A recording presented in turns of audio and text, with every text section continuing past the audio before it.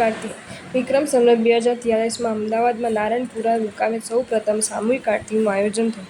ત્યારબાદ અનેક શ્રી સંઘોમાં પૂજ્યોની નિશ્રામાં સમૂહ આરતીનું આયોજન થયું. આયોજનમાં જણાવાયું કે જિનાલયના મુખ્ય દરવાજા પાસે 12 રોડ પરથી દેખાય તે રીતે એક જીણ પ્રતિમાજી પધરાવવામાં 2 વિભાગમાં ભાઈઓ બહેનોને ઊભા રાખવા. 108 દીવાની આરતી ઓકિયારામાં ઉતરે, બાકીના બધા રોડ પર જ ઊભા રહે અને આરતી ઉતારે. સંખ્યા થોડી હોય તો મંદિરમાં પણ ગોઠવાય.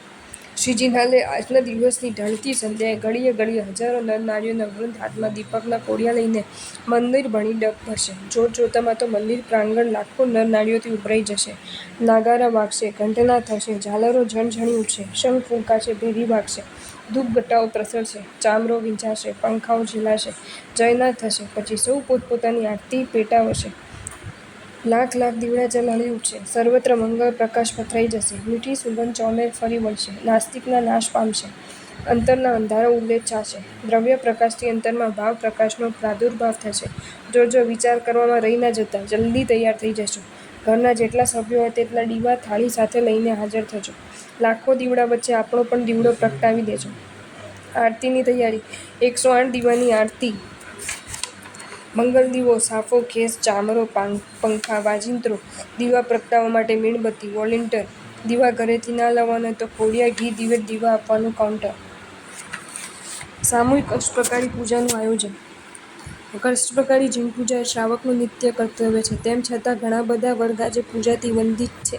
નવો વર્ગ પૂજામાં જોડાય અને રોજ પૂજા કરનારો વર્ગ પૂજાની સાચી શાસ્ત્રીય વિધિ સમજી શકે તે માટે ક્યારેક સામૂહિક અષ્ટપ્રકારી પૂજાનું આયોજન કરવામાં આવે છે. પ્રસ્તુત પુસ્તકમાં આપેલ 5 અભિગમ 10 ટ્રીક અષ્ટપ્રકારી પૂજા અને નવંગની પૂજાનું સંવેદન પ્રોગ્રામ દરમિયાન તે પૂજા સમયે સમજાવવામાં આવે છે. મુંબઈ, મલાડ, પાર્લા, અમદાવાદ, અંબાવાડી, ડીસા આદિ સંઘોમાં આવા સમૂહ આયોજન થયેલ જેમાં હજારોની સંખ્યામાં નર-નારીઓ જોડાયા હતા.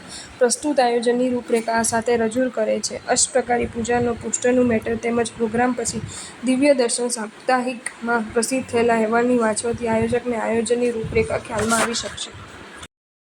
જો તમને આ વિડીયો ગમ્યો હોય તો આ વિડીયોને લાઇક કરો અને શેર કરો અને આવા જ નવા વિડીયો જોવા માટે જૈન ફેક્ટ્સ એન્ડ સ્ટોરીઝની ચેનલને સબસ્ક્રાઇબ કરો.